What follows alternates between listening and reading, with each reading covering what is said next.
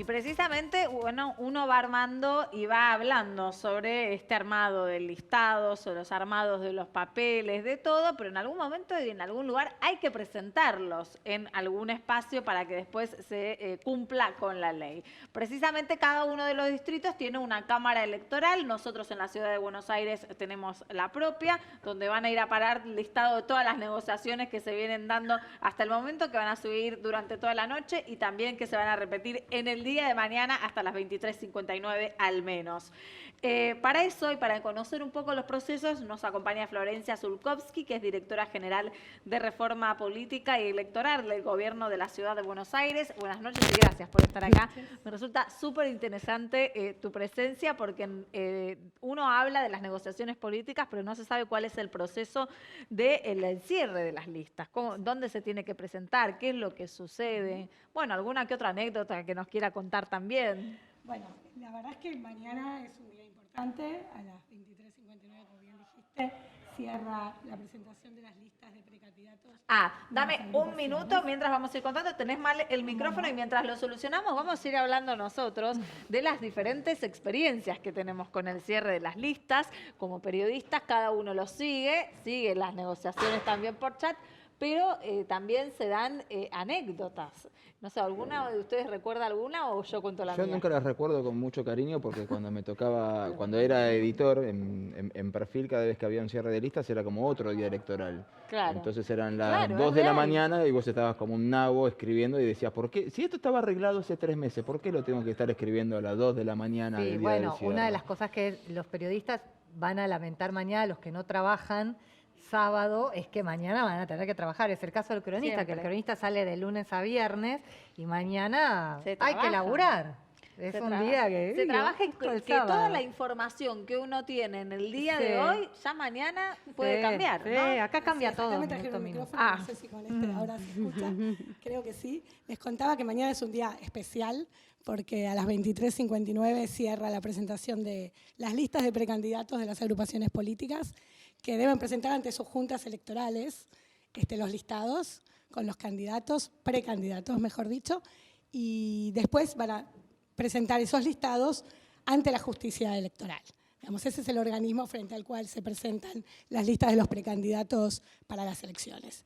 Nosotros estamos tan ansiosos como todos ustedes. Es un ¿Por día... saber los nombres? No tanto por saber los nombres, sino porque se termina una parte del proceso, que es lo que más nos interesa. Están ansiosos por volver a dormir, digamos. También. No, yo creo que este año, a diferencia de en ocasiones anteriores, estamos como todos muy alerta de lo que está pasando con este cierre, ¿no? De pronto ha despertado mucha más atención que en elecciones anteriores. Y bueno, por ahí hasta es un buen signo de que estamos todos más preocupados por qué es lo que va a pasar con las elecciones. Me parece que es una buena oportunidad para que todos podamos entender cuál es el proceso político, cómo se desarrolla, interesarnos un poco más en este proceso que después va a terminar en el ciudadano que va a poder emitir su voto y elegir. Contémosle a la gente, ¿no? Que tiene el tema del paso por paso. El paso 1 son de puertas para adentro de cada uno de los políticos con el armado de las listas. Y después el primer paso es llevar el listado. El primer paso se concretó hace una semana y poquito, cuando se cerraron las alianzas, ¿no? Ahí todos los partidos que habían hecho alianzas presentaron estas ante la justicia y la justicia determinó si estaban correctamente armadas, organizadas, y mañana se cierra la segunda parte de esta situación donde cada una de esas alianzas partidarias va a presentar sus listas, ya sea que haya diferentes listas que van a disputar la interna en las PASO o listas que no tienen competencia, listas únicas o consensuadas, exactamente. 2 días después, esto se presenta ante la justicia termina de oficializar todas las listas y bueno, ahí ya nos encaminamos a lo que sigue, que es esperar que empiece la campaña electoral, que las agrupaciones y las listas dentro de esas agrupaciones que van a entrar en competencia le informen a la ciudadanía cuáles son sus proyectos, sus planes, y después el 11 de agosto se va a producir esta primaria abierta, simultánea, obligatoria, en la que todos vamos a concurrir a emitir nuestro voto. Uno de los cambios del nuevo Código Electoral fue que se estableció la realización de un debate. Es obligatorio, ¿no? Porque hasta ahora nosotros veíamos por los canales de televisión los debates entre candidatos a jefe de gobierno, que son históricos, siempre se hicieron por TN.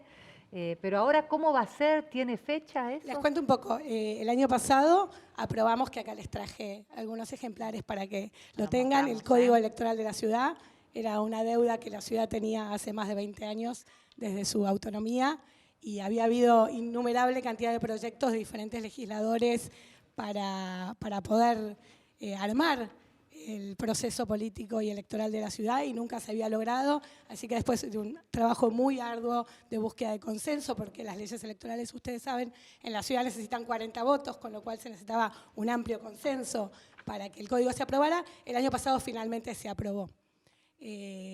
Los legisladores trabajaron muchísimo, el Ejecutivo había presentado su proyecto, ese proyecto fue enriquecido con la labor de los legisladores y finalmente se aprobó con 49 votos, si no me equivoco. La verdad estamos muy satisfechos con tener un código electoral en la ciudad. Y ahí planteamos un montón de cosas que tienen que ver con este proceso del que estamos hablando, pero fundamentalmente todas las cuestiones que están planteadas en el código empiezan a regir en las elecciones del 2021, porque ustedes saben que se suele estilar cuando se hacen leyes en materia electoral que no entren en vigencia en la elección, digamos, que está más cercana, sino darle tiempo para poder entrar en esa práctica. Pero hay tres cuestiones que sí logramos que ingresaran como cláusulas transitorias en la ley 6031 y una tiene que ver precisamente con el debate electoral. O sea, están todos obligados a debatir. Exactamente. El Estado tiene la obligación de realizar el debate entre los candidatos y una innovación que me parece que va a estar realmente muy bien y que va a ser muy aprovechable por parte de la ciudadanía, de la gente de la ciudad, es que va a haber debates no solo de jefes de gobierno, sino de candidatos a primeros legisladores y de comuneros, que van a tener la posibilidad de debatir. De quienes tienen mucha llegada también a los vecinos. Exactamente. ¿Y hay fecha para eso? Estamos trabajando en eso. La organización del debate quedó a cargo del Poder Ejecutivo, pero fundamentalmente con la intervención del Poder Judicial, del Tribunal Superior de Justicia de la ciudad, que va a coordinar. Trabajo en conjunto. Exactamente. Va a coordinar todos los consensos entre los diferentes partidos, que son los que tienen que ponerse de acuerdo, bueno, para ver cuáles son las reglas que van a regir el debate, los tiempos que va a tener cada uno, cómo se van a producir los diferentes intercambios entre los candidatos, y realmente estamos trabajando muy arduamente. Nos parece que es una oportunidad única y que creo que puede llegar a salir muy bien. ¿Puede algún candidato desistir? Sí, si un candidato no quiere presentarse, puede no presentarse. La verdad es que ¿qué picardía se discutió mucho ese tema, pero siempre está la posibilidad, ¿no es cierto?, de que un candidato elija no presentarse. Nosotros ya lo vivimos acá, incluso cuando los debates eran organizados privadamente o por organizaciones de la sociedad civil, y bueno, eso se produjo. Yo creo que los candidatos van a tener la posibilidad de elegir, pero también que la ciudadanía tiene que poder pedirle a los candidatos que se sienten y que discutan y que debatan y que presenten sus propuestas, porque esa es una oportunidad única que tienen para tener un voto informado realmente, ¿no? Para poder saber a quién estamos votando y por qué. Sí, una de las cosas que llamó la atención cuando lo escuchábamos al jefe de gobierno en agosto del año pasado, cuando presentaban la ley, era tres avances que venía reclamando la sociedad, ¿no? El instituto electoral, el voto mediante boleta única electrónica y bueno, el tema de poder unificar o desdoblar tranquilamente las elecciones del gobierno nacional. Tengo entendido que esas tres cosas, una por lo menos quedó medio, en el 2015 votamos con voto electrónico y ahí quedó. ¿El Instituto Electoral ya fue creado, funciona, está en funciones? Bueno, les cuento un poco. Como les decía antes, el Instituto Electoral forma parte del código. Realmente hicimos un esquema de organización electoral que nos gustó mucho y que tuvo un amplio consenso en la legislatura, que tiene que ver con separar las funciones administrativas de las funciones jurisdiccionales o judiciales. Es decir, la justicia electoral de la ciudad va a quedar en manos de un tribunal electoral que va a estar compuesto por un juez, que ya se está abriendo el concurso en la justicia de la ciudad para ver quién va a ocupar ese cargo, y dos jueces de otros fueros que van a formar ese tribunal electoral en época de elecciones, que van a ser quienes van a estar a cargo de los delitos electorales y todas aquellas cuestiones que tengan que ver con lo jurídico o judicial. Por otro lado, la idea principal, y que finalmente fue la que se llevó adelante en el código, tenía que ver con generar un organismo que tuviera a su cargo la cuestión administrativa de las elecciones, que no dependiera, como es en este momento y como estamos acostumbrados en el modelo de nación, directamente del Poder Ejecutivo. Porque, como pasa en muchas ocasiones, uno termina de alguna manera siendo juez y parte del mismo proceso cuando, por ejemplo, el jefe de gobierno es candidato en las elecciones o se producen situaciones de esa naturaleza. Entonces, lo que se logró finalmente es crear un organismo electoral que, si bien va a tener una dependencia del Ejecutivo, va a estar elegido a propuesta del Ejecutivo por la mayoría de la legislatura. Eso creemos que le va a dar... todas las fuerzas. Exactamente. Eso creemos que le va a dar un poder muy grande y sobre todo una legitimidad muy grande a aquella persona que va a finalmente comandar el organismo electoral. Pero este organismo electoral, tanto como el tribunal, van a empezar a regir para las elecciones del 2021 recién. ¿Y la boleta única que usamos en el 2015? La boleta única que usamos en el 2015 está vigente en la ciudad. De hecho, tenemos una ley que todavía no fue derogada, que rige la votación de boleta única, la votación en la ciudad con boleta única, con incorporación de tecnología, como nosotros preferimos llamarla en este momento, y eso fue lo que se legisló en el código. La verdad es que nosotros tomamos el modelo de la boleta del 2015, intentando de alguna manera hacer pie en la experiencia que habíamos tenido en el 2015, y lo que hicimos fue dotarla de un montón de controles para que funcionara muchísimo mejor aún de lo que ya había funcionado en el 2015. El tema es que cuando nosotros vamos a elecciones simultáneas, que es la otra pregunta que habías hecho vos, que es lo que el código en este momento, la cláusula transitoria del código, nos permitió hacer, es decir, que el jefe de gobierno pudiera decidir hacer elecciones simultáneas con la nación, tenemos que